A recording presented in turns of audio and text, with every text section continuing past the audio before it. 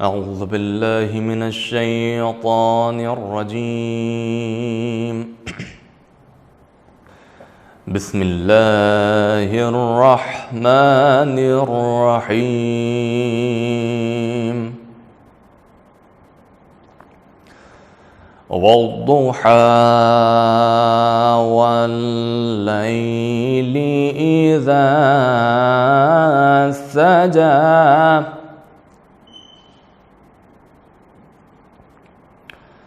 ما ودعك ربك وما قلى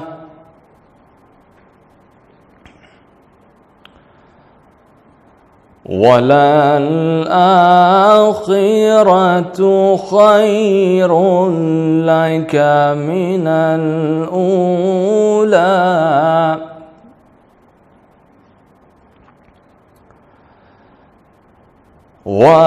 ولسوف يعطيك ربك فترضى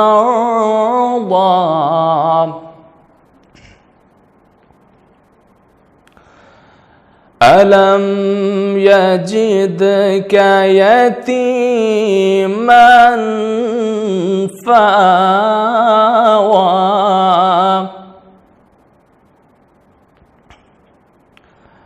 ووجدك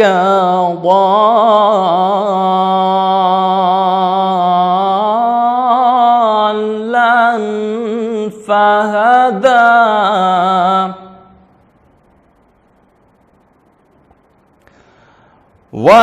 ووجدك عائلا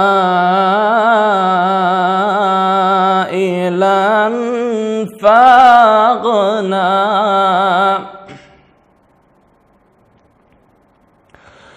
بسم الله الرحمن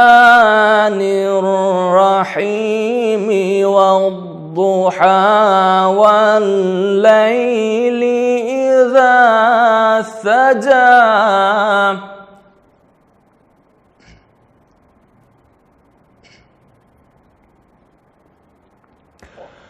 والضحى والليل إذا سجى ما ودعك ربك وما قلى وللآخرة خير لك من الأولى ولسوف يعطيك ربك فترضى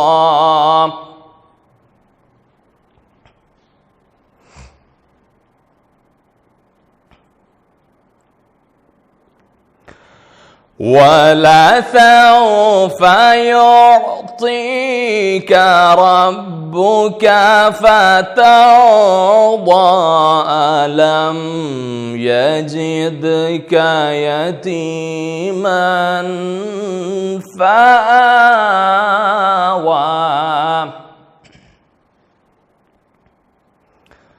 ووجدك ضالا فهدى ووجدك عائلا فأغنى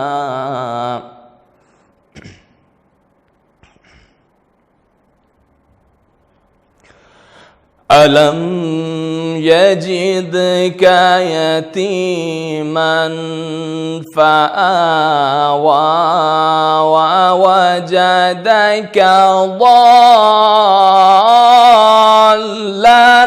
فهدى ووجدك عائلا فأغنى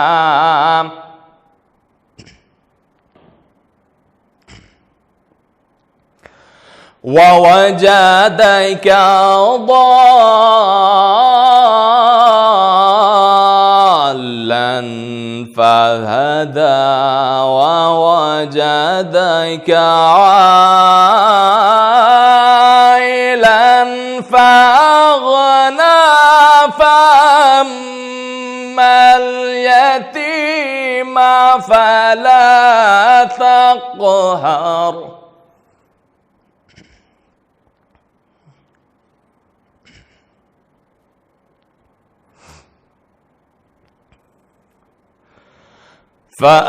فأما اليتيم فلا تقهر وأما السائل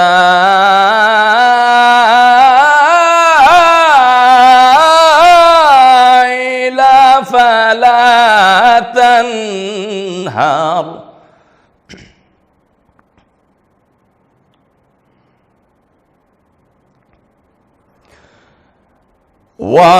وأما السائل فلا تنهر وأما بنعمة ربك فحدث صدق الله العلي العظيم وصدق رسول النبي الكريم۔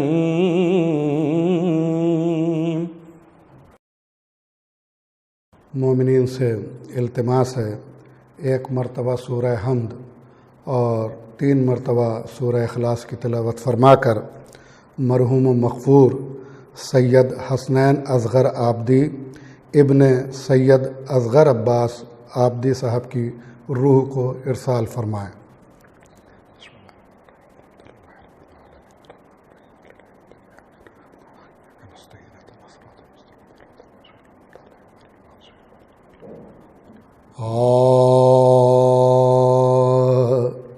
تو اپنے ایک جم پر نازا ہے ساقیا،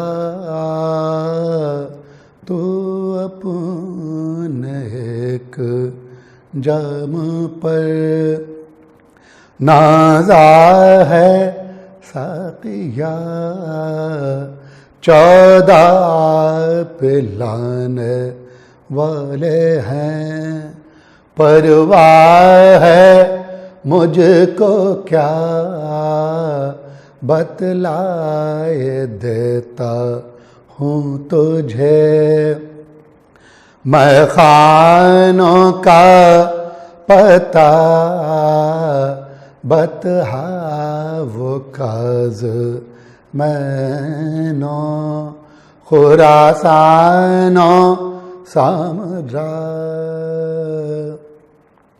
خورشید مدعا میرا برج شرف میں ہے، خورشید مدعا میرا برج شرف میں ہے، ایک کربلا میں ایک میرا ساقی نجف میں ہے، تو اپنے ایک جم پر۔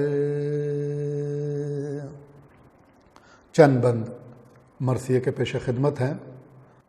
جب رن میں بعد ظہر کے تنہا رہے امام، جب رن میں بعد ظہر کے تنہا رہے امام، پھر تو ملی نا عصر تلک مہلت کلام، ہونے لگا قلم چمن سرور انام، قاسم رہے نا حضرت عباس نے کا نام قاسم رہے نا، حضرت عباس نے کا نام.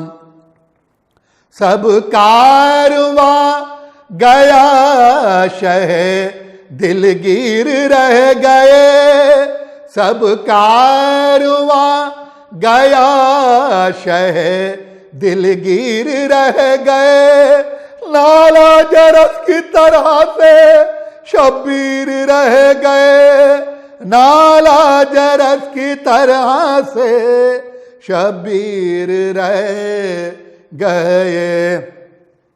رحم اب کرو میں بے کسوں تنہا ہوں ظالموں، گزرے ہیں 3 روز کے پیاسا ہوں ظالموں، سید ہوں اور امام تمہارا ہوں ظالموں، سوچو ذرا میں کس کا نواسا ہوں ظالموں، سوچو ذرا میں کس کا نواسا ہوں ظالموں. ہوگا بھلا نہ صابرو شاکر کو مار کے، ہوگا بھلا نہ صابرو شاکر کو مار کے، پچھتاؤ گے غریب مسافر کو مار کے، پچھتاؤ گے غریب مسافر کو مار کے. آیا نہیں میں آپ سے یہ جانتے ہیں سب، لکھ لکھ کے تم نے خط ہمیں گھر سے کیا طلب، کرتا ہے کوئی ذبح کسی کو بھی بے سبب، سیراب سب جہان ہے ایک میں ہوں تشنہ لب، سیراب سب جہان ہے ایک میں ہوں تشنہ لب. پانی بھی مجھ پہ گند ہے کہتے غذا بھی ہے، پانی بھی مجھ پہ بند ہے کہتے غذا بھی ہے، آخر تمہارے ظلم کی کچھ انتہا بھی ہے، آخر تمہارے ظلم کی کچھ انتہا بھی ہے. اے ناریو میں نور خدا کا ہوں یا نہیں، بتلاؤ باغیوں گلے زہرا ہوں یا نہیں، بولو میں مہماں تمہارا ہوں یا نہیں، اے نہر تو بتا کہ میں پیاسا ہوں یا نہیں، اے نہر تو بتا کہ میں پیاسا ہوں یا نہیں. کیوں اہل ظلم قائل پورا تو ہے حسین، کیوں اہل ظلم قائل پورا تو ہے حسین، لو سب یہ درکنار مسلمان تو ہے حسین، لو سب یہ درکنار مسلمان تو ہے حسین. آخری بند اور ختم دعا. غم میں میرے اگر میری بیٹی ہو اشک بار، بہلائیو اسے کہ ہنسی ہیں سوگوار،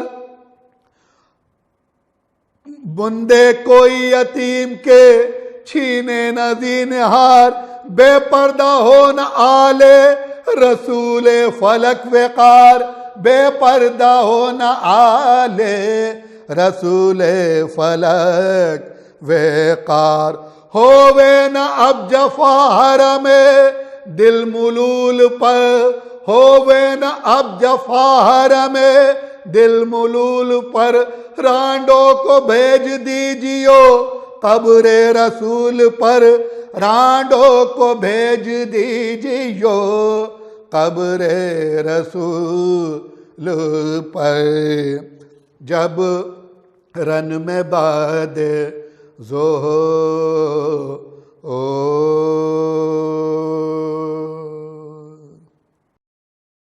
آپ حضرات سے گزارش ہے کہ 1 مرتبہ سورہ الحمد اور 3 مرتبہ سورہ اخلاص کی تلاوت فرما کر سید حسنین اصغر عابدی مرحوم کی روح کو ہدیہ فرما دیں۔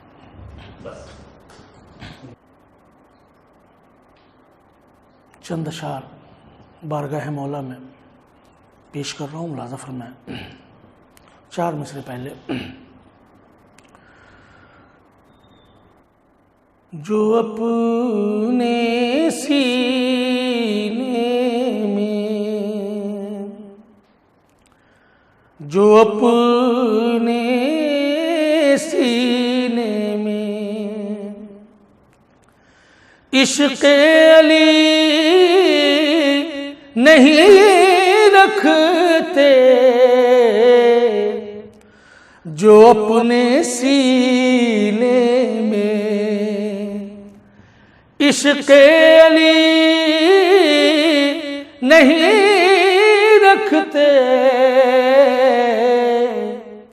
وہ زندہ ہوتے ہوئے زندگی نہیں رکھتے، وہ زندہ ہوتے ہوئے جو ایک خیچ کرو گے 1000 پاؤ گے، جو ایک خیچ کرو گے 1000 پاؤ گے، حسین قرض کسی کا کبھی نہیں رکھتے، حسین قرض۔ 4 مصرے اور ملاحظہ فرمائیے گا۔ مفلسی لے اگر امتحان، مفلسی لے اگر امتحان، پھر بھی مجلس بپا کیجئے، کچھ نہ ہو تو بنام حسین، کچھ نہ ہو تو بنام حسین، صرف پانی پلا دیجئے، صرف پانی پلا دیجئے۔ ایک مطلع 2-3 شعر سلام کی ملاحظہ فرمائیے گا بطور خاص منقبت۔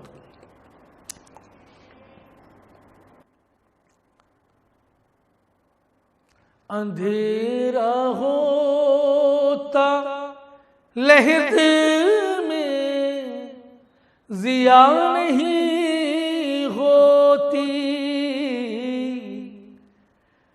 اندھیرا ہوتا لہد میں ضیا نہیں ہوتی،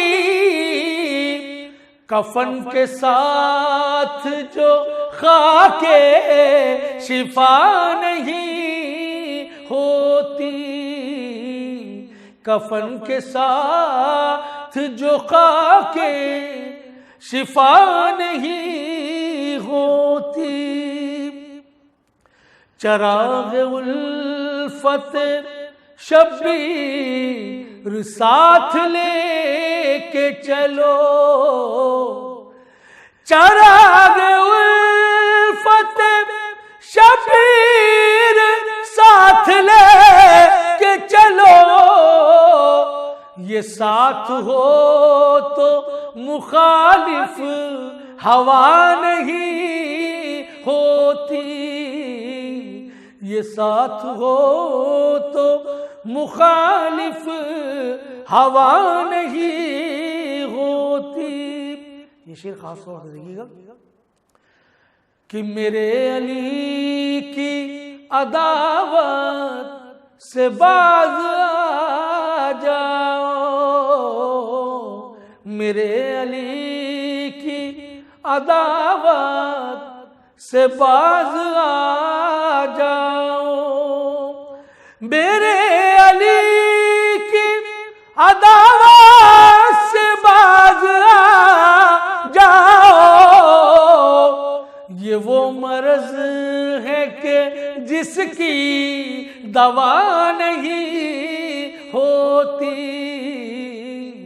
یہ وہ مرض ہے کہ جس کی دوا نہیں ہوتی، یہ اتصال بھی مثل کتاب و اطرت ہے، یہ اتصال بھی مثل کتاب و اطرت ہے، یہ اتصال بھی مثل کتاب و اطرت ہے، علم سے مشک سکینہ جدا نہیں ہوتی، علم سے مشک سکینہ جدا نہیں ہوتی، جو آنکھ اشک غم شہ سے دور ہے اس میں، جو آنکھ اشک غم شہ سے دور ہے اس میں، دھواں تو ہوتا ہے لیکن ضیاء نہیں ہوتی، دھواں تو ہوتا ہے لیکن ضیاء نہیں ہوتی، نماز ذکر حسینی نہ ٹالیے کل پر، آخری شعر اور آپ کی ذہن تمام، نماز ذکر حسینی نہ ٹالیے کل پر، یہ وہ نماز ہے جس کی قضا نہیں ہوتی، یہ وہ نماز ہے جس کی قضا نہیں ہوتی۔ حاضرین السلام علیکم۔ ایک مرتبہ سورہ حمد و 3 مرتبہ سورہ اخلاص کی تلاوت فرما کر مرحوم سید حسنین اصغر عابدی صاحب کی روح کو ایصال کر دیں۔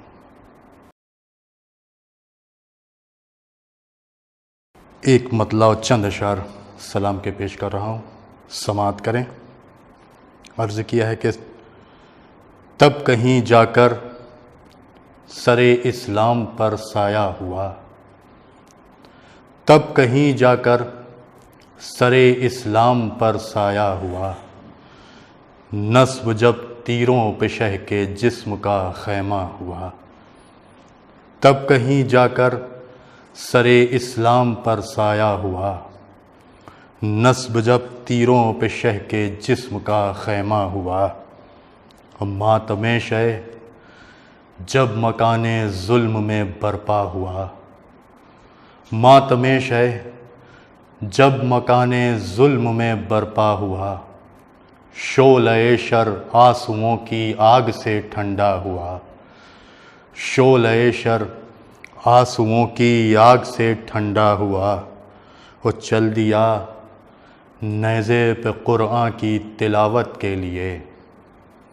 چل دیا نیزے پہ قرآن کی تلاوت کے لیے، آب خنجر سے سر سرور وضو کرتا ہوا، آب خنجر سے سر سرور وضو کرتا ہوا، ظلم کے ڈھلتے ہوئے سورج کا شاہد بن گیا، ظلم کے ڈھلتے ہوئے سورج کا شاہد بن گیا، عصر کے لمحوں میں سایہ صبر کا بڑھتا ہوا، ظلم کے ڈھلتے ہوئے سورج کا شاہد بن گیا، عصر کے لمحوں میں سایہ صبر کا بڑھتا ہوا، اور دیکھ لی جب جیت اپنی تب لبے بے شیر کا، دیکھ لی جب جیت اپنی تب لبے بے شیر کا، مسکراہٹ کی جبیں پر شکر کا سجدہ ہوا،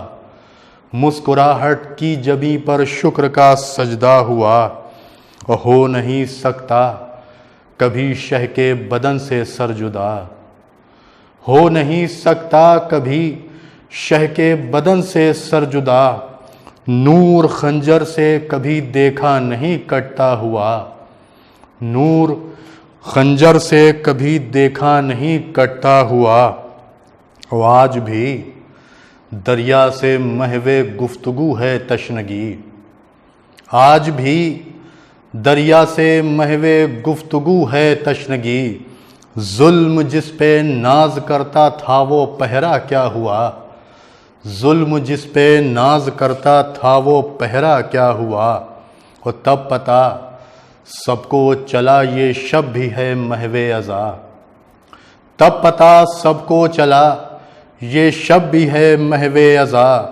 جب سحر کو رات کا دامن ملا بھیگا ہوا، جب سحر کو رات کا دامن ملا بھیگا ہوا، اور بخش دی منزل محب اس کو غم شبیر نے، بخش دی منزل محب اس کو غم شبیر نے، کاروان زندگی تھا جو تیرا ٹھہرا ہوا، بخش دی منزل محب اس کو غم شبیر نے، کاروان زندگی تھا جو تیرا ٹھہرا ہوا، کاروان زندگی تھا جو تیرا ٹھہرا ہوا۔ بہت شکریہ۔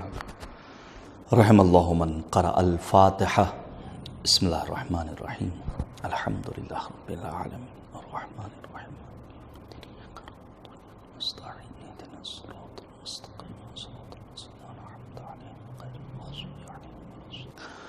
ماشاء اللہ، لا حول ولا قوة الا باللہ العلی العظیم۔ حسبنا اللہ نعم الوکیل، نعم المولا ونعم النصیر۔ اعوذ باللہ من الشیطان اللعین الرجیم، بسم اللہ الرحمن الرحیم۔ رب اشرح لی صدری ویسر لی امری واحلل عقدۃ من لسانی یفقہوا قولی۔ الحمد للہ الذی جعلنا من الباکین علی السید الشہداء الذی بکت له الارض والسماء وناحت علیہ الوحوش فی الصحراء والطیور بین الفضاء، وصلی اللہ علی جدہ محمد المصطفیٰ وعلی ابیہ علی المرتضیٰ وامہ سیدۃ النساء واخیہ اخی العلم والوفاء وبقیۃ الائمۃ الہدیٰ وانصارہ المرملین بالدماء وسائر المستشہدین بارض کربلاء، واللعنة الدائمة الباقية على قاتليه الأعداء وظالميه الأشقياء ما دام الصبح والمساء، أما بعد فقد قال الله تبارك وتعالى في القرآن الحكيم وهو أصدق الصادقين وقوله الحق۔ أعوذ بالله من الشيطان الرجيم، بسم الله الرحمن الرحيم۔ وما جعلنا لبشر من قبلك الخلد افإن مت فهم الخالدون، کل نفس ذائقۃ الموت۔ ناظرین گرامی، گزارش ہے کہ ایک مرتبہ سورہ حمد اور 3 مرتبہ سورہ اخلاص کی تلاوت کر کے مرحوم و مغفور جناب سید حسنین اصغر عابدی ابن جناب مرحوم سید اصغر عباس عابدی کی روح کو ارسال فرما دیں۔ اللہم صلی علی محمد وآل محمد، اللہم صلی علی محمد وآل محمد، اللہم صلی علی محمد وآل محمد۔ بسم اللہ الرحمن الرحیم، الحمد للہ رب العالمین الرحمن الرحیم مالک یوم الدین، ایاک نعبد وایاک نستعین، اہدنا الصراط المستقیم، صراط الذین انعمت علیہم غیر المغضوب علیہم ولا الضالین۔ بسم اللہ الرحمن الرحیم، قل هو اللہ احد اللہ الصمد لم یلد ولم یولد ولم یکن له کفوا احد۔ بسم اللہ الرحمن الرحیم، قل هو اللہ احد اللہ الصمد لم یلد ولم یکن له کفوا احد۔ بسم اللہ الرحمن الرحیم، قل هو اللہ احد اللہ الصمد لم یلد ولم یولد ولم یکن له کفوا احد۔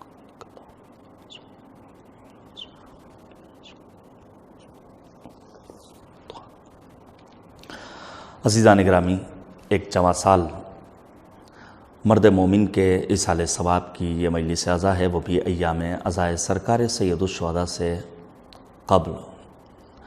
فصل عزا، موسم عزا، بہار عزا، ماہ محرم الحرام کی آمد ہے۔ میں ایام غم کی مناسبت سے تعزیت اور تسلیت پیش کرتا ہوں تمام عاشقان و سوگواران سرکار سید الشہداء حضرت امام حسین علیہ السلام کی خدمت میں۔ یہی مجالس عزا ہیں جن کے ذریعے ہم اپنے ٹوٹے دلوں کی تسکین کا سامان فراہم کرتے ہیں اور اپنے مرحومین اور دنیا سے گزر جانے والوں کے لیے ایصال ثواب کا انتظام۔ وقار شام و سحر ہے حسین کی مجلس، سکون قلب و جگر ہے حسین کی مجلس، غرور فکر و نظر ہے حسین کی مجلس، متاع نوع بشر ہے حسین کی مجلس، ٹھکانہ اور کہاں درد و غم کے ماروں کا، یہی تو ایک سہارا ہے بے سہاروں کا۔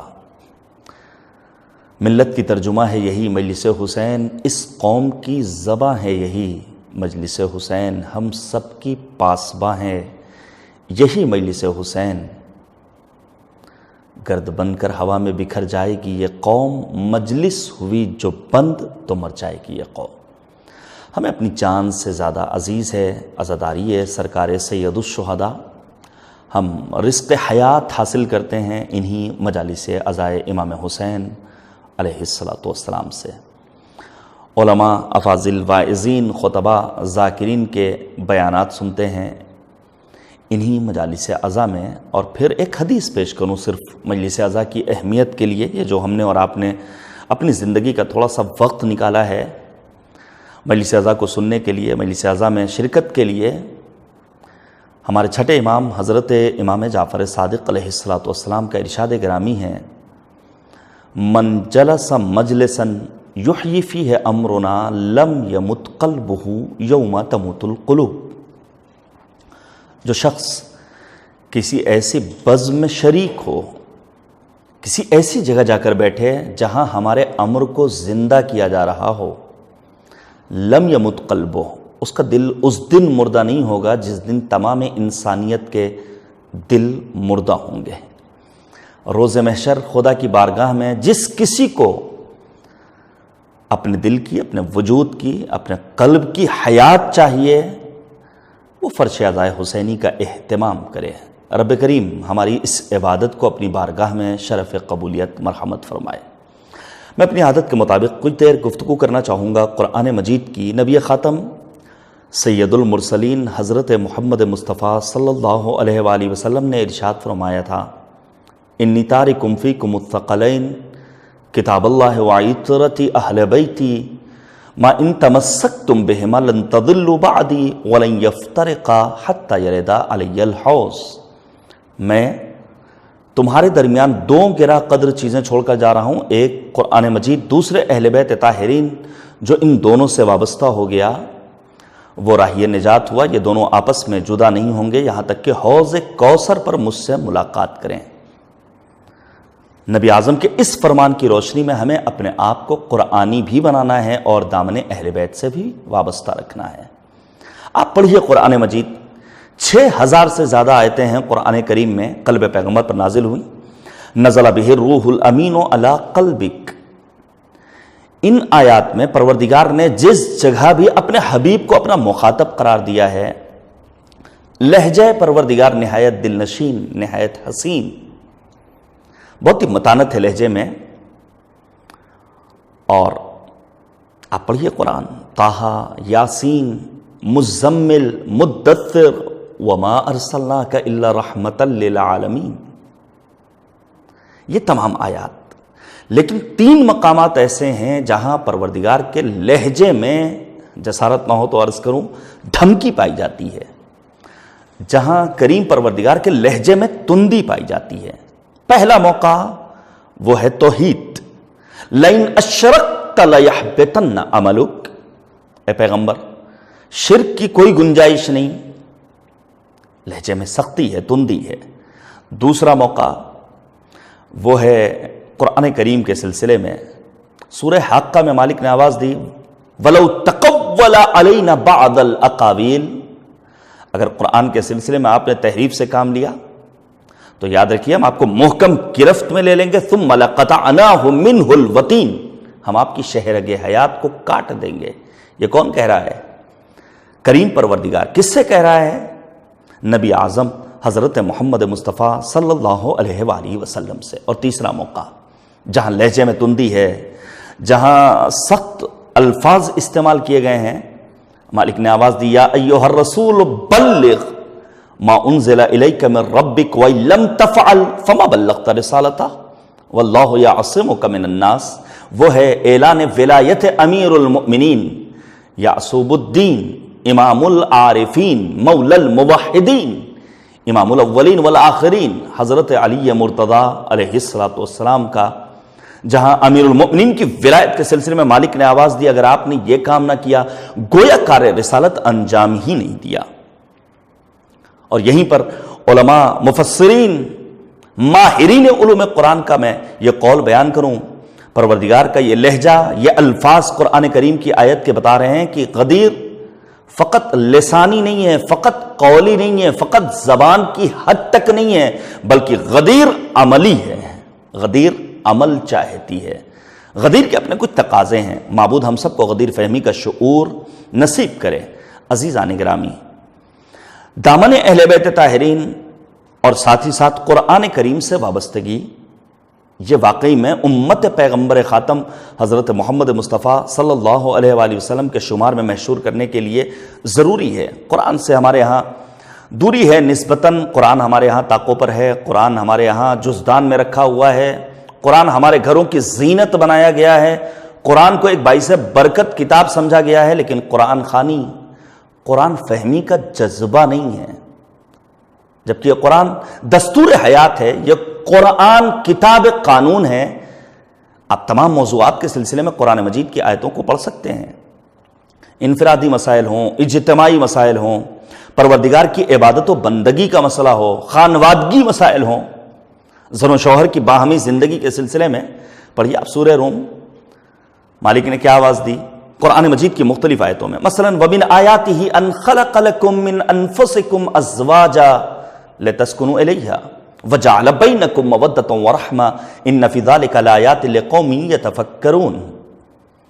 یہ شادی پروردگار اعلان کرتا ہے کہ اسے ہم نے صاحبان عقل کے لیے، غور و فکر کرنے والے افراد کے لیے اللہ کی نشانیوں میں سے ایک نشانی قرار دیا ہے. معمولی چیز نہیں ہے، ایک مقدس رشتہ ہے، رشتہ ازدواج. اور پھر میں یہیں پر اشارہ کروں، چونکہ سوگوار کنبے نے مرحوم شیحان صاحب کے ایصال ثواب کی مجلس اعضا کا اہتمام کیا ہے. ایام عزائے حسینی، شہدائے کربلا علیہم الصلوۃ کی یاد، سرکار سید الشہداء حضرت امام حسین علیہ السلام کی زندگی کے تعلیمات ہم سے کیا مطالبہ کرتے ہیں. مثلا امام حسین نے فرمایا مجھے وہ گھر پسند ہے جس گھر میں میری زوجہ رباب اور میری بیٹی سکینہ موجود ہوں. یہ سیرت سرکار سید الشہداء ہم جیسوں کے لیے آئیڈیل اور نمونہ عمل ہے یا نہیں ہے؟ میدان کربلا میں جناب وہب اگر جام شہادت نوش کرتے ہیں، جناب زہیر ابن قین کی زندگی کا مطالعہ کیجئے، کس کا ہاتھ ہے ان کے پیچھے؟ تو ہمیں اور آپ کو اپنے گھر گھرانے کو، اپنے خانوادے کو، اپنی فیملی کو گلشن نظیر بنانا ہے. عزیزان گرامی، قرآن مجید کتاب قانون، دستور حیات، اس قرآن مجید کے سلسلے میں امیر المؤمنین نے فرمایا، وہ مولا کائنات جو یعصوب الدین ہیں، جو امیر بیان و سخن مولا کہتے ہیں، کہ اس کتاب کو پروردگار نے نازل کیا، اس کی قندیل کبھی بجھ نہیں سکتی، اس کے چراغ کی لو کبھی مدھم نہیں پڑ سکتی. یہ ایک ایسا سمندر ہے جس کی تھا نہیں مل سکتی. یہ ایک ایسا راستہ ہے جس پر چلنے والا کبھی بھٹک نہیں سکتا ہے. یہ ایک ایسی ضیاء ہے جس کی ذوق کبھی تاریک نہیں ہو سکتی. یہ ایک ایسا شفا بخش نسخہ ہے جس کا کوئی سائیڈ ایفیکٹ نہیں ہے. ماہرین قلوب، ماہرین امراض، اطباء، حاذق، حکماء، ڈاکٹرز نسخہ لکھتے ہیں. ممکن ہے دوا کا سائیڈ ایفیکٹ ہو، لیکن قرآن جس کے لیے مالک نے آواز دی وَنُنَزِّلُ مِنَ الْقُرْآنِ مَا هُوَ شِفَاء، یہ قرآن شفا بخش نسخہ ہے۔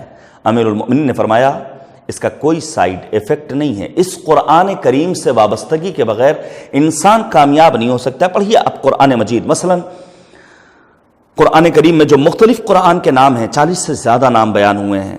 ھذا بیان للناس وہدی وموعظۃ للمتقین، یہ قرآن ہدایت ہے، یہ قرآن موعظہ ہے، سب کے لیے نہیں، صاحبان تقوی کے لیے۔ یا پھر سورہ یونس کی آیت نمبر 57 مشہور معروف آیت کریمہ، یا ایھا الناس قد جاءتکم موعظۃ من ربکم وشفاء لما فی الصدور وہدی ورحمہ للمؤمنین، یہ قرآن موعظہ ہے، یہ قرآن شفا ہے، یہ قرآن ہدایت ہے، یہ قرآن رحمت ہے۔ موعظہ عام واعظ کا نہیں، عام خطیب کا نہیں، خاندان کے بزرگ کا نہیں، کسی کے باپ کا نہیں، بلکہ کریم پروردگار کا موعظہ ہے تمام انسانیت کے لیے۔ یہ قرآن شفا بخش نسخہ ہے۔ کس مرض کے لیے؟ لما فی الصدور، جو انسان کے دل میں پایا جاتا ہے۔ انسان کے دل میں جو مرض پایا جاتا ہے وہ کیا ہے؟ بغض، حسد، نفاق، عناد، کینہ، یہ وہ امراض ہیں جن سے اگر انسان کو نجات چاہیے تو مالک نے آواز دی خود کو قرآنی بناؤ۔ یا پھر سورہ نساء کی آیت نمبر 174، یا ایھا الناس قد جاءکم برہان من ربکم، قرآن برہان ہے، قرآن فرقان ہے، قرآن نور مبین ہے، قرآن بیان ہے، قرآن تبیان ہے، قرآن موعظہ ہے، قرآن ذکر ہے، قرآن ذکرہ ہے، قرآن تذکرہ ہے، تو خدا ہے، تیرا جواب نہیں، رحمتوں کا تیری حساب نہیں، ذکر ہر خشک و تر کا اس میں ہے، مثل قرآن کوئی کتاب نہیں۔ انسان خود کو قاری قرآن بنائے۔ نبی خاتم حضرت محمد مصطفیٰ صلی اللہ علیہ وآلہ وسلم نے ارشاد فرمایا علیکم بالقرآن، تم پر لازم ہے کہ اپنے آپ کو قرآن سے مانوس کرو، فاتخذوہ اماما، اسے اپنا قائد، اپنا رہبر، اپنا امام بنا لو۔ یہاں تک کہ نبی خاتم کی ایک دوسری حدیث پیغمبر اعظم نے فرمایا القرآن افضل من کل شیء دون اللہ، خدا کے ماں بعد دنیا میں جتنی چیزیں ہیں سب سے افضل شے قرآن مجید ہے۔ پڑھیے آپ امیر المؤمنین کے کلمات کو۔ میں یہیں پر عرض کروں مرحوم کے بچوں کو اور خانوادے کو تعزیت و تسلیت پیش کرتے ہوئے، آپ کا باپ، آپ کا شوہر، آپ کا بھائی، آپ کا عزیز اس دور میں اس دار فانی سے رخصت ہوا۔ دو لفظیں استعمال ہوتی ہیں، ایک ہے خدا کی شکایت کرنا، خدا سے ناراض ہونا، اور دوسرا ہے خدا سے شکوہ کرنا، خدا کی بارگاہ میں اپنے عرائض پیش کرنا۔ ان دونوں میں فرق ہے، توجہ کیجئے گا۔ میں یہاں پر ذرا دیر آپ کا وقت لینا چاہتا ہوں۔ ٹھیک ہے، عزیز رخصت ہوا تو کیا انسان اپنے خدا سے ناراض ہو جائے کہ اب ہم نماز نہیں پڑھتے ہیں، اب ہم روزہ نہیں رکھیں گے، اب ہم خدا سے مانگیں گے نہیں؟ ہم نے کیا نہیں کیا؟ ہم نے اپنے عزیز کی شفایابی کے لیے محنت کی، مشقت کی، دعائیں کی، ہاسپٹل کے چکر لگائے، منتیں کی، ڈاکٹرز کے آگے ہاتھ جوڑے، لیکن نہیں معلوم اللہ نے ہماری بات کیوں نہیں سنی۔ میں پیش کروں آپ کی خدمت میں، کیا خدا سے ناراض ہونے کا حق ہے انسان کو؟ نہیں۔ یہ جو کفریہ جملے ہمارے لبوں پر آ جاتے ہیں کہ ابھی مرنے کے دن نہ تھے، ہمارا ہی شوہر کیوں مر گیا، ہمارا ہی بھائی کیوں چلا گیا، ہمارا ہی باپ کیوں مر گیا، کوئی اور کیوں نہیں مر گیا، یہ دین فہمی نہ ہونے کے سبب، یہ عقیدہ توحید کی کمزوری کا نتیجہ ہے۔ میرے عزیزو، میں آپ کے سامنے پیش کروں گا موت کے سلسلے میں چند ایک حقائق۔ ایک روایت سن لیجئے تاکہ آپ کے دلوں کی تسکین کا سامان فراہم ہو سکے۔ روایت کہتی ہے چھٹے امام حضرت امام جعفر صادق علیہ السلام کا فرزند مریض ہے، اصحاب ہیں، موجود ہیں، کیا دیکھتے ہیں امام جعفر صادق مضطرب، پریشان حال، کبھی اٹھتے ہیں، کبھی بیٹھتے ہیں، کبھی راستہ طے کرتے ہیں۔ بیٹے کا مسئلہ ہے۔ روایت کہتی ہے اصحاب نے آپس میں چیمی گوئیاں کی کہ ابھی بیٹا مریض ہے تو امام کا یہ حال ہے، اگر یہ بیٹا اس دنیا سے رخصت ہو گیا تو امام کا اضطراب بڑھ جائے گا۔ لیکن ہوا اس کے برعکس، بچہ اس دنیا سے رخصت ہوا چھٹے امام کا، وہ امام صادق جو اب تک پریشان تھے، مضطرب تھے، اب اطمینانی کیفیت طاری ہو گئی۔ اصحاب نے دستے ادب جوڑ لیے، مولا اب آپ کو زیادہ مضطرب ہونا چاہیے، یہ آپ کے یہاں اطمینان کیسے پیدا ہوا؟ سنیے گا جملہ، ہمارے چھٹے امام نے ارشاد فرمایا، ان نحن اہل البیت نجزع قبل المصیبہ، ہم اہل بیت کا خاصہ ہے کہ ہم مصیبت سے قبل جزا و فضا بھی کرتے ہیں، اللہ سے راز و نیاز بھی کرتے ہیں، خدا سے دعا بھی طلب کرتے ہیں، راہ تدبیر بھی تلاش کرتے ہیں۔ فَإِذَا وَقَعَ الْأَمْرُ، لیکن اگر حکم الہی سے ہمارے لیے کوئی فیصلہ ہو جائے تو ہم اپنے سر تسلیم کو خم کر دیتے ہیں۔ یہ ہے کمال بندگی، یہ ہے مطالبہ ہمارے دین کا، یہ ہے ہمارے مذہب کا تقاضا۔ اسی لیے میں ان تمام افراد کو لائق مبارکباد سمجھتا ہوں جو اپنے عزیز کے رخصت ہونے کے بعد گریہ تو کرتے ہیں، یہ فطری تقاضا ہے، لیکن خدا سے شاکی نہیں ہوتے، خدا سے ناراض نہیں ہوتے، نماز و روزہ، تلاوت و بندگی پروردگار کو چھوڑتے نہیں ہیں۔ آپ پڑھیے، کربلا کو پڑھیے، سرکار سید الشہداء، سوچیے آپ کربلا پہنچ چکے ہیں، شب عاشور خیام کا دورہ کر رہے ہیں، روز عاشور، اصحاب و آوان و انصار کی شہادت کو اپنی نگاہوں سے دیکھ رہے ہیں، شہداء کے جنازے خیمے تک لا رہے ہیں، گود کے پانوں کو راہ خدا میں امام حسین قربان کر رہے ہیں۔ اس کے باوجود کیا سرکار سید الشہداء نے خدا سے نارضایتی کا معاذ اللہ اعلان کیا؟ نہیں، فقط ایک جملہ، الہی رضی تو بے رضا، خدایا ہم تیری مرضی پر راضی رہنے والے ہیں۔ یہی کردار جناب زینب کبریٰ سلام اللہ علیہا کا، جب یزید نے سوال کیا ہے اللہ کا عمل کیسا پایا، تمہارا بھائی مارا گیا، تمہارے عزیز مارے گئے، تمہارے بیٹے مارے گئے، ایک جملہ کہا علی کی بیٹی نے، ما رأیت الا جمیلا، سوائے زیبائی کے کچھ اور نہیں دیکھا ہے۔ عزیزان گرامی، اپنے آپ کو خدا کے سامنے پیش کر دینا ہی بندگی ہے، یہی ایک مخلص مقرب درگاہ حق بندے پروردگار کا امتیاز ہے۔ ہمیں خود کو قرآن مجید سے مانوس کرنا ہوگا۔ پڑھیے آپ قرآن کریم میں پروردگار نے تقریباً 1500 مقامات پر موت، عذاب، آخرت، جہنم، ان جیسے موضوعات پر گفتگو کی ہے۔ سب سے زیادہ جن موضوعات پر گفتگو کی ہے مالک نے، وہ یہی موضوع ہے، موت کا، عذاب کا، قیامت کا، محشر کا، جہنم کا، جنت کا۔ ہزاروں روایات ہیں موت کے سلسلے میں۔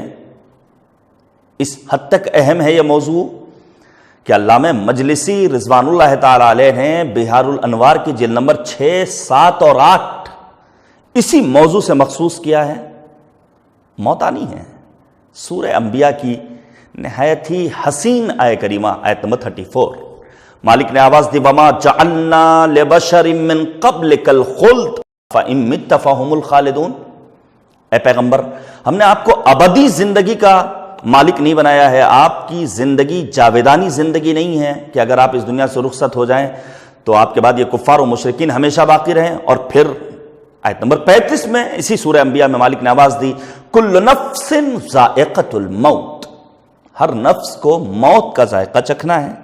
اور پھر مالک کہتا ہے وَنَبْلُوَكُمْ بِالشَّرِّ وَالْخَيْرِ فِتْنَةً وَإِلَيْنَا تُرْجَعُونَ، ہم تمہیں آزمائیں گے، کبھی خیر کے ذریعے، کبھی شر کے ذریعے، اور تمہاری بازگشت ہماری ہی جانب ہونے والی ہے۔ کاش وقت ہوتا تو میں آیات رجوع الی اللہ آپ کے سامنے پیش کرتا، ایک کلمہ استرجاع، انا للہ وانا الیہ راجعون، کیا فقط یہی ہے؟ نہیں، ثم الینا ترجعون، تمہاری بازگشت ہماری ہی جانب ہونی ہے۔ عزیزان گرامی، آپ پڑھیے، شیخ الانبیاء کہا جاتا ہے جناب نوح کو، طولانی عمر کے باوجود جناب نوح کا انتقال ہوتا ہے، اس دنیا سے رخصت ہوتے ہیں۔ نبی اعظم اس دنیا سے رخصت ہوئے،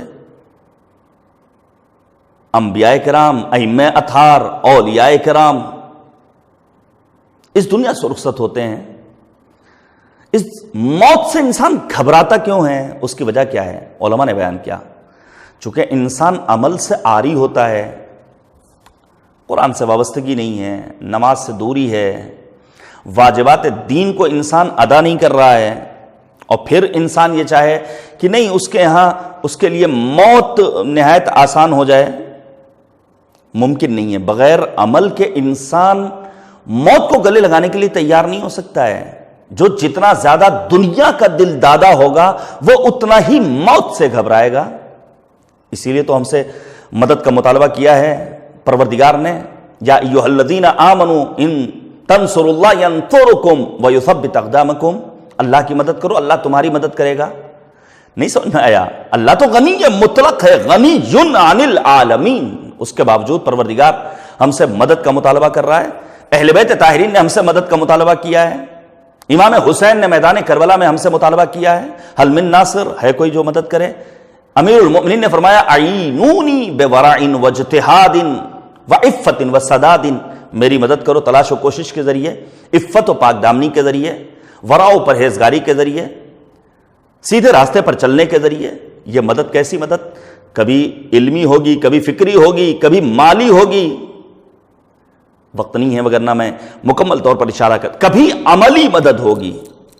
ہمیں اور آپ کو اہل بیت طاہرین علیہم الصلوۃ والسلام کی عملی مدد کرنی ہے۔ میں ایک نماز کو بعنوان مثال آپ کے سامنے پیش کروں، جس کے لیے لکھنؤ کے معروف و مشہور شاعر، استاد شاعر جناب مرحوم عشرت لکھنوی علی اللہ مقامہ نے کہا تھا کہ اللہ اور رسول کا فرمان ہے نماز، پاکیزگی نفس کی پہچان ہے نماز، قرآن کا کھلا ہوا اعلان ہے نماز، انسان کے جسد کے لیے جان ہے نماز، دنیا کے ہر گناہ سے سب کو بچاتی ہے، یہ وہ نماز ہے جو خدا سے ملاتی ہے۔ امام حسین نے میدان کربلا میں کیا کہا تھا؟ انی احب الصلاۃ، مجھے نماز پسند ہے۔ لہذا عزاداری سرکار سید الشہداء امام حسین علیہ السلام کے موقع پر نماز قضا نہ ہو، نماز کی پابندی ہونی چاہیے۔ جو حسینی ہوگا وہ نمازی ہوگا، جو حسینی ہوگا وہ قاری قرآن ہوگا۔ امام نے یہی تو کہا تھا میدان کربلا میں دوران خطبہ، مجھے نماز پسند ہے، وتلاوت کتاب اللہ، مجھے قرآن مجید کی تلاوت محبوب ہے۔ اور پھر جناب عشرت لکھنوی کہتے ہیں شیعہ اگر ہو تم تو عمل شاندار ہو، دنیا نہ یہ کہے کہ فقط سوگوار ہو، مسجد بھی خوش ہو اور عزا بھی نثار ہو، فرش عزا پہ عابد شب زندہ دار ہو، ماتم کے ساتھ ساتھ نمازیں ادا کرو، سرور کا غم ملا ہے تو شکر خدا کرو، لئن شکرتم لازیدنکم ولئن کفرتم ان عذابی لشدید، شکرانے نعمت کرو گے تو اللہ تمہاری نعمتوں میں اضافہ کرے گا۔ عزیزان گرامی، اب آپ توجہ کیجئے گا۔ بہرحال عزیز اس دنیا سے رخصت ہوا ہے، بالخصوص بچوں کے لیے بہت سخت مرحلہ ہے۔ میں اکثر ایک ہی بات کہتا ہوں کہ معبود ان بچوں کے مستقبل کو تابناک کرے، اور میں اپنے ان چھوٹے بچوں سے یہی گزارش کروں گا، ٹھیک ہے آپ کا باپ کا سایہ آپ کے سر سے اٹھا ہے، دور آپ کے لیے سخت ہے، لیکن ہیں آپ کے بزرگ، خدا سلامت رکھے آپ کی ماں کو، آپ کے دیگر اعزاء کو، جن کے زیر دامان آپ تربیت پا رہے ہیں، پروان چڑھ رہے ہیں۔ ایک ریکویسٹ ہے، ایک ضرورت، ایک گزارش، ٹارگٹ آپ کا معین ہونا چاہیے، کچھ کرنا ہے انسانیت کی خدمت کے لیے، دین کی خدمت کے لیے، مذہب کی خدمت کے لیے، اور ان سب سے بالاتر اپنے وقت کے امام سرکار حجت حضرت صاحب الزمان اجل اللہ تعالی فرجہ شریف کی خدمت اور مدد کے لیے۔ ہم آپ کے روشن تابناک مستقبل کی خدا کی بارگاہ میں دعا کرتے ہیں۔ عزیزان گرامی، اب میں آپ کے سامنے پیش کروں، موت آنی یقینی ہے، لیکن موت سے قبل کی ایک منزل ہوتی ہے جسے قرآن نے، اہل بیت طاہرین نے سکرات موت کا نام دیا ہے۔ پڑھیے آپ نبی اعظم کی اس نصیحت کو، جس میں پیغمبر نے فرمایا تھا اقلل من الشہوات یسہل علیک الذنوب، اقلل من الذنوب یسہل علیک الموت، گناہ کم کرو تاکہ موت تمہارے لیے آسان ہو جائے۔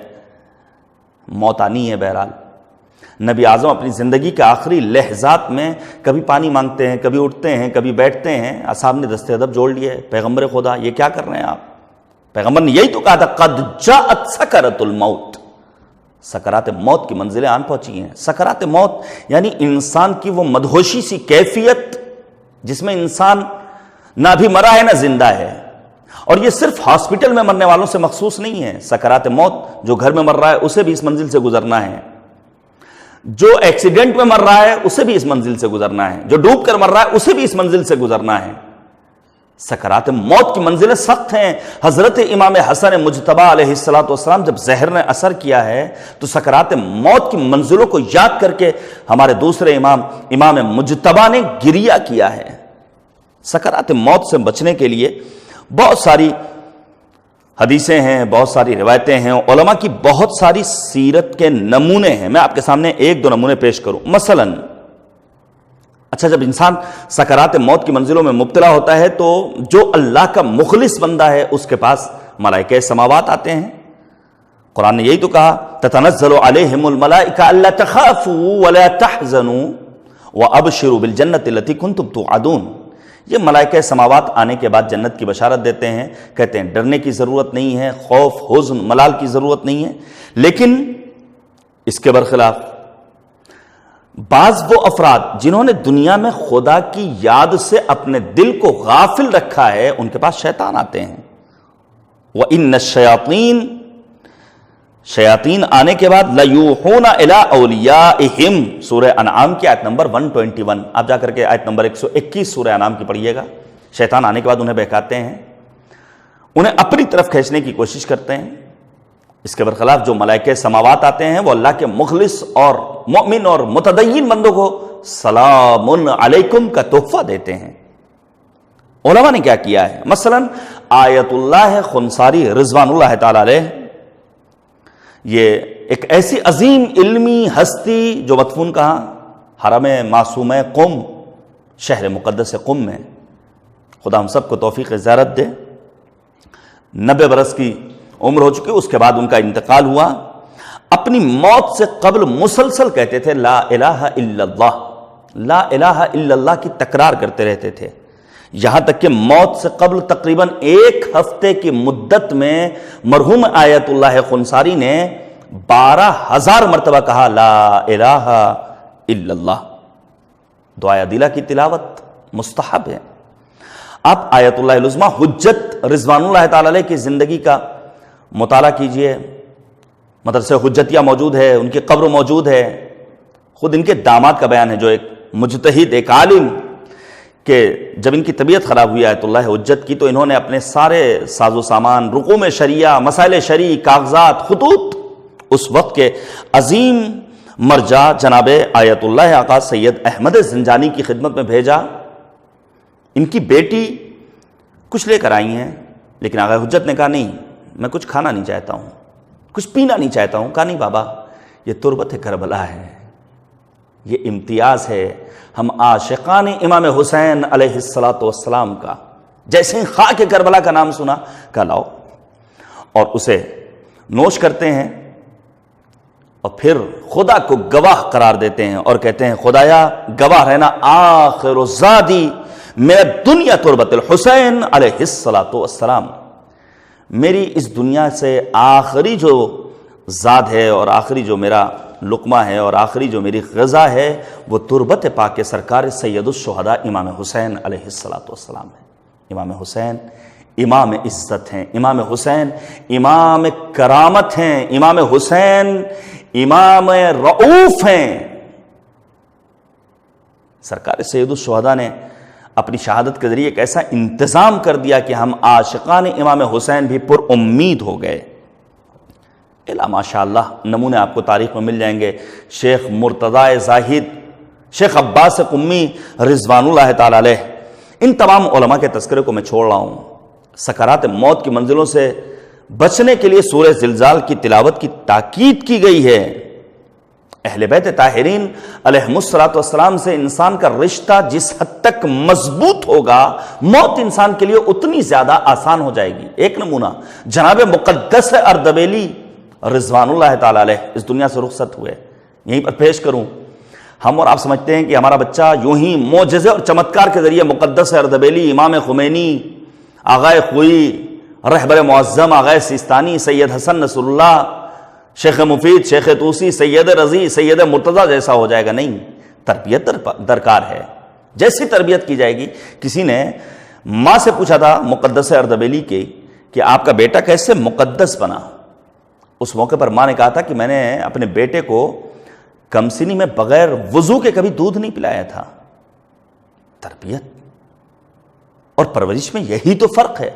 مقدس اردبیلی کا جب انتقال ہوا، ان کے بعض احباب نے نجف اشرف میں جو موجود ہیں خواب میں دیکھا کہ آئے ہیں، پوچھا یہ بتاؤ تمہارے لیے موت کی منزلیں آسان کیسے ہوئیں؟ سنیں گے آپ، اپنی قسمت پر ناز کیجئے.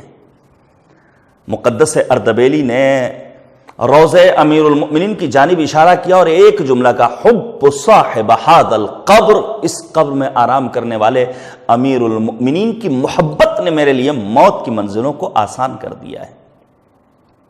یہ عظیم نعمت ہے ولایت و امامت، اور اس نعمت پر خدا کا جتنا شکر ادا کیا جائے کم ہے. اس نعمت کے بعد کوئی انسان اگر اپنے آپ کو غریب سمجھے تو وہ نعمت ولایت سے بے بہرہ ہے، نا آشنا ہے. اب میں آیت کے دوسرے فقرے کی وضاحت کر کے بات کو تمام کر دوں. آیت نمبر 35، کل نفس ذائقۃ الموت، موت کا مزہ ہر کسی کو چکھنا ہے. اور پھر مالک نے کہا وَنَبْلُوَكُمْ بِالشَّرِّ وَالْخَيْرِ فِتْنَةً وَإِلَيْنَا تُرْجَعُونَ.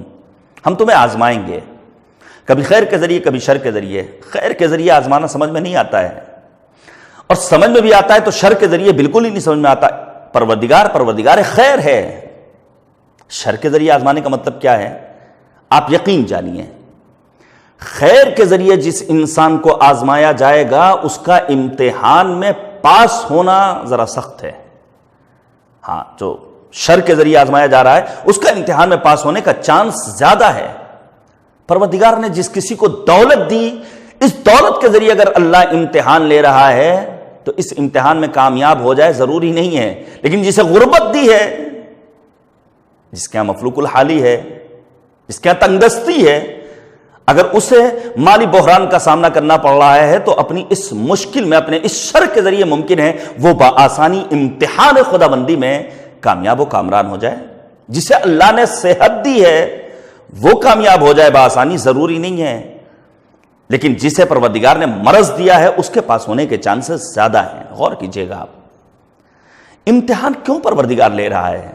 پروردگار کو تو معلوم ہے کون اچھا ہے کون برا ہے، کون مومن ہے کون منافق ہے، کون ہمارے معیار پر کھرا اتر رہا ہے کون نہیں اتر رہا ہے. مالک امتحان کیوں لے رہا ہے؟ امتحان بالکل اسی طرح پروردگار لینا چاہتا ہے جس طرح کلاس ٹیچر اپنے 20 اسٹوڈنٹس کے بارے میں جانتا ہے کہ یہ اچھا شاگرد ہے، یہ کمزور ہے، یہ تیز ہے، یہ تیز ہوش ہے، یہ کن ذہن ہے، جانتا ہے. لیکن امتحان کیوں لے رہا ہے؟ تاکہ بعد میں کسی طرح کا کوئی فتنہ نہ ہو. پیرنٹس، بچوں کے والدین، گارجین اسکول میں پہنچنے کے بعد ہلڑ ہنگامہ نہ کریں. پروردگار بھی اتمام حجت کے لیے امتحان لیتا ہے.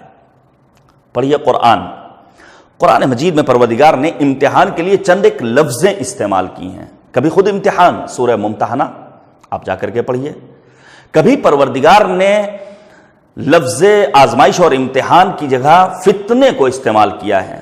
پڑھیے گا سورہ عنکبوت، احسب الناس ان یترکوا ان یقولوا آمنا وهم لا یفتنون. کیا لوگوں نے گمان کیا ہم انہیں آزمائیں گے نہیں، ہم انہیں امتحان کی منزلوں سے نہیں گزاریں گے؟ وَلَقَدْ فَتَنَّا الَّذِينَ مِن قَبْلِهِمْ، ہم نے تو ان سے پہلے والوں کو بھی آزمایا ہے. اور ایک تیسرا لفظ ہے، وہ ہے تمحیص. پروردگار کبھی تمحیص کو استعمال کرتا ہے امتحان کے لیے. اب آپ پڑھیے، پروردگار نے مختلف مقامات پر امتحان کا تذکرہ کیا ہے، جہاں پر مثلا مالک نے کبھی امتحان کے انواع و اقسام کا تذکرہ کیا. مثلا سورہ انبیاء کی آیت نمبر 35، وَنَبْلُوَكُمْ بِالشَّرِّ وَالْخَيْرِ، ہم آزمائیں گے شر اور خیر کے ذریعے.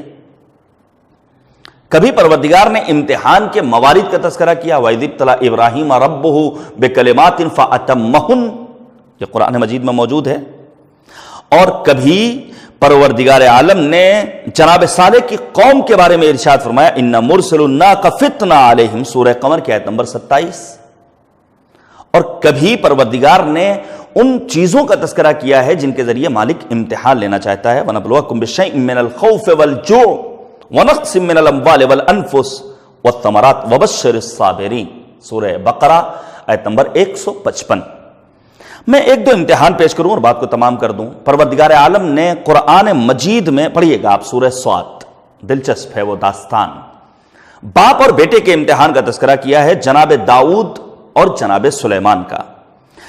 قرآن مجید میں پروردگار نے جناب داؤد کے سلسلے میں پہلے تو 10 صفات کا تذکرہ کیا. پڑھیے آپ سورہ صاد کی آیت نمبر 17. ابواب، حکمت، قدرت مند، فصل الخطاب، قاضی بے نظیر جیسے الفاظ کس کے لیے؟ جناب داؤد کے لیے. لیکن پروردگار نے امتحان لیا ہے. داستان کچھ اس طرح ہے کہ 2 افراد جناب داؤد کے گھر میں آتے ہیں، چھلانگ لگا کر آئے ہیں، غیر معروف راستے سے آئے ہیں. بعض علماء کا کہنا ہے یہ دونوں انسان تھے، لیکن علامہ طباطبائی اور دیگر بزرگ علماء کا کہنا ہے نہیں، یہ دونوں ملک تھے. کسی انسان کی یہ ہمت نہیں تھی کہ جناب داؤد کے گھر میں چھلانگ لگا کر آئے. دونوں آتے ہیں، 2 بھائی ہیں، ایک کے پاس 99 گوسفند، ایک کے پاس 1. جس کے پاس 1 ہے وہ شکایت کر رہا ہے کہ میرے بھائی کے پاس 99، میرے پاس تو 1 ہی ہے. جناب داؤد نے فوراً فیصلہ سنایا، کتنے بدبخت ہو تم کہ تم اپنے بھائی کا حق نہیں ادا کر رہے ہو. جیسے ہی جناب داؤد نے اس 99 گوسفند کے مالک کی بات سنے بغیر فیصلہ کیا، فوراً قرآن کریم نے اعتراض کیا اور قرآن کریم کی آیت کریمہ نازل ہوئی کہ تم نے بغیر دوسرے کی بات سنے کیسے فیصلہ کر دیا ہے. اب قرآن کریم کی سورہ صاد کی آیت نمبر 24 کہتی ہے فَاسْتَغْفَرَ رَبَّهُ وَخَرَّ رَاكِعًا وَأَنَابَ. 3 کام کیے ہیں. مالک کی بارگاہ میں فوراً متوجہ ہوئے جناب داؤد، مغفرت طلب کی ہے، رکوع کے عالم میں چلے گئے ہیں اور اپنے اس ایک ترک اولا پر خدا کی بارگاہ میں معذرت طلب کرتے ہیں. ایک اور امتحان ہے، وہ امتحان ہے جناب سلیمان پیغمبر کا. میں پھر ایک بار تعزیت پیش کروں گا آپ سب غمزدہ خانوادے اور اعزاء کی خدمت میں. امیر المؤمنین نے فرمایا کہ اگر پروردگار کسی انسان کو ابدی زندگی دینا ہی چاہتا، وہ ذات جناب سلیمان کی ذات ہوتی. عظیم مملکت کے ورثہ تھے جناب سلیمان. لیکن جناب سلیمان کا امتحان لیا ہے کریم پروردگار نے. وَلَقَدْ فَتَنَّا سُلَيْمَانَ وَأَلْقَيْنَا عَلَى كُرْسِهِ جَسَدًا ثُمَّ أَنَابَ. اسی لیے تو کہا گیا قرآن فہمی کے لیے مفسرین کی ضرورت ہے. جناب سلیمان نے مختلف شادیاں کی تھیں اور لکھا ہے علماء نے شادی کرنے کا مقصد یہ تھا کہ بچے زیادہ ہوں گے، جب بچے زیادہ ہوں گے تو ہماری حکومت کی باغ ڈور سنبھالنے میں آسانی ہوگی. لیکن اللہ نے امتحان لیا، بیٹے نہیں دیے، اولاد کی نعمت سے محروم رکھا. 1 بچہ دیا اور وہ بھی معذور، ناقص جسم رکھنے والا. قرآن کہتا ہے وَلَقَدْ فَتَنَّا سُلَيْمَانَ وَأَلْقَيْنَا عَلَى كُرْسِيِّهِ جَسَدًا. ایک بے جان جسم پڑا ہوا تھا. صرف کیوں امتحان لیا پروردگار نے؟ اس لیے کہ ایک انشاءاللہ نہیں کہا تھا. اب یہ جا کر کے آپ مطالعہ کیجئے گا قرآن مجید کا. ناقص الخلقہ بچہ کیوں دیا پروردگار نے، کیوں اللہ نے امتحان لیا ہے، یہ باتیں آپ کو قرآن مجید میں مل جائیں گی. عزیزان گرامی، امتحان کی منزلوں سے ہمیں اور آپ کو گزرنا ہے. ہمارے عزیز کا اگر انتقال ہوا ہے تو یہ بھی ایک طرح کا امتحان ہے. میں ایک بار پھر گزارش کروں گا، اس امتحان میں کھرا اترنے کی ضرورت ہے. اس امتحان میں اور اس معیار پر کھرا اترنے کے لیے معصومین علیہم الصلاۃ والسلام کی سیرت، کربلا، واقعہ عاشورہ، سرکار سید الشہداء کی زندگی کا لحظہ لحظہ ہمارے لیے مشعل راہ ہے. میں چند جملے مصائب کے پیش کر کے بات کو تمام کروں. خدا سے یہی دعا ہے کہ حالات سازگار ہوں، آف لائن مجالس کا سلسلہ شروع ہو اور پھر روبرو گفتگو ہو تو اس کا لطف الگ ہے. لیکن کیا کیا جائے، حالات ہی ایسے سنگین ہو گئے. کووڈ سے مرنے والوں کے لیے واقعی ایک دشوار دور، بالخصوص سیکنڈ ویو اگر اپنے مد نظر رکھیں تو آپ کو نظر آئے گا کتنے گھر اجڑ گئے، کتنے خانوادے ہیں جہاں موتیں ہوئی ہیں. شاید ہی کوئی کنبہ ایسا ہو جہاں یہ مشکل دور نہ آیا ہو. بعض افراد نے، بعض دوستوں نے، بعض ہمارے ساتھیوں نے اس دور میں اپنے اعزاء کی رخصت پر زار زار گریہ کرتے ہوئے یہی کہا تھا، مولانا بس افسوس اس بات کا ہے کہ ہم اپنے عزیز کو غسل نہیں دے سکے. ہم اپنے عزیز کے لیے کفن کا انتظام نہیں کر سکے، اس کا بڑا صدمہ ہے۔ اس موقع پر اس ناچیز نے تعزیت پیش کرتے ہوئے فقط ایک گزارش کی تھی، ٹھیک ہے غم آپ کا عظیم ہے، آپ کا باپ مرا ہے، آپ کا عزیز اس دنیا سے رخصت ہوا ہے، ہر کسی کی آرزو ہوتی ہے کہ اچھے سے اچھا انتظام کرے، تجہیز و تکفین تشییع جنازہ کے سلسلے میں خاص اہتمام کیا جاتا ہے۔ ایک جنازہ بغیر غسل و کفن دفن کیا گیا تو آپ گریہ کر رہا۔ کربلا کے میدان کو مد نظر رکھیے جہاں 72 بے گور و کفن لاشیں ہیں، سید سجاد تڑپ کر اپنے باپ کے بے سر لاشے کو دیکھتے ہیں، سید سجاد سے برداشت نہیں ہوتا ہے۔ اجرکم علی اللہ، خدا کوئی غم نہ دے سوائے غم سرکار سید الشہداء امام حسین علیہ السلام کے۔ میں پرسہ پیش کرتے ہوئے عرض کروں گا مرحوم کے دونوں بچوں سے، امام سجاد نے 35 برس مسلسل اپنے بابا کی شہادت کو یاد کیا ہے، اور جب کبھی امام سجاد کے سامنے کھانا آتا تو امام سجاد یہی مرثیہ پڑھتے تھے، قتل ابن رسول اللہ جائعا، نواسہ رسول کو بھوکا مارا گیا۔ جب کبھی پانی آتا تو امام سجاد یہی کہتے، قتل ابن رسول اللہ عطشانا، نواسہ رسول کو پیاسا مارا گیا، اور پھر کہتے میں اس کا بیٹا ہوں جسے 3 شب و روز کا بھوکا پیاسا میدان کربلا میں ذبح کر دیا گیا ہے۔ میں مرحوم کی اہلیہ کو خطاب کر کے کہنا چاہوں گا، آپ کے لیے بھی دور سخت ہے، لیکن یہ ایک اچھا موقع ہے، ایک ایسا امتحان کا موقع جب آپ اپنے بچوں کی حسین تربیت کر سکتی ہیں۔ ام البنین سلام اللہ علیہا کی زندگی آپ کے لیے مشعل راہ ہونی چاہیے۔ میں نے ختم کر دیا، سن 40 ہجری میں امیر المؤمنین کی شہادت ہوئی ہے، جناب ام البنین کی آغوش میں 4 بچے ہیں، سب سے بڑے ابوالفضل العباس، عمر مبارک میں ہے 15-16 برس، کم سن بچے کی عمر 1 برس، لیکن اللہ رے عظمت مادر ابوالفضل العباس اتنی حسین تربیت کی ہے کہ شب عاشور جناب ابوالفضل العباس اپنے بھائیوں کو اپنے ساتھ بٹھال کر ایک سوال کر رہے ہیں، آنے والا دن آقا حسین پر مصیبت کا دن ہے، تمہارا کیا ارادہ ہے؟ سب نے یہی تو کہا تھا، جو آپ کی منشا وہی ہماری منشا، ہم اپنی جان آقا حسین پر قربان کر دیں گے۔ چاروں بچے میدان کربلا میں جام شہادت نوش کرتے ہیں۔ جب لٹا ہوا قافلہ مدینے واپس آتا ہے، ام البنین نے فقط ایک سوال کیا، میرا بیٹا عباس کہاں موجود تھا؟ زینب نے بڑھ کر یہی تو کہا تھا، بھیا کی وفاداری پر شک نہ کیجیے گا، جب تک زندہ رہے کسی میں ہمت نہیں تھی جو آنکھ اٹھا کر دیکھ سکتا۔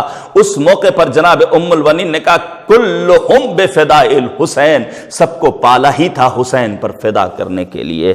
وَسَيَعْلَمُ الَّذِينَ ظَلَمُوا أَيَّ مُنْقَلَبٍ يَنْقَلِبُونَ إِنَّا لِلَّهِ وَإِنَّا إِلَيْهِ رَاجِعُونَ رضم بقضائه وتسليما لأمره إلهي لا معبود سواك إلهي بحق الزهرة وأبيها وبعلها وبنيها وسر المستودع فيها بعدد ما أحاط به علم خدایا ہماری اس عبادت کو قبول فرما۔ اے کریم پروردگار، واسطہ ہے عظمت محمد اور آل محمد کا، وقت کے امام حضرت حجت کے ظہور میں تعجیل فرما۔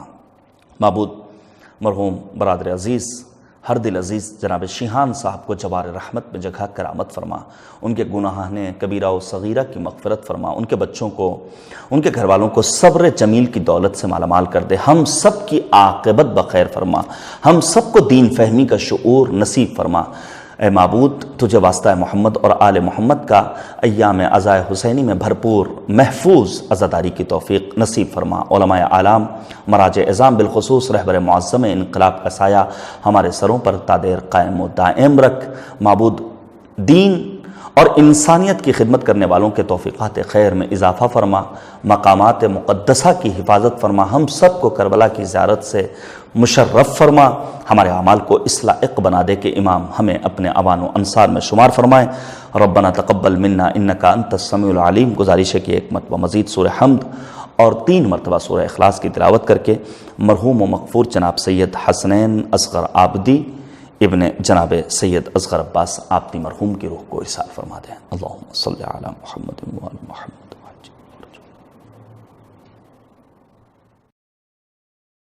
اللهم صل على محمد وآل محمد۔ اللهم صل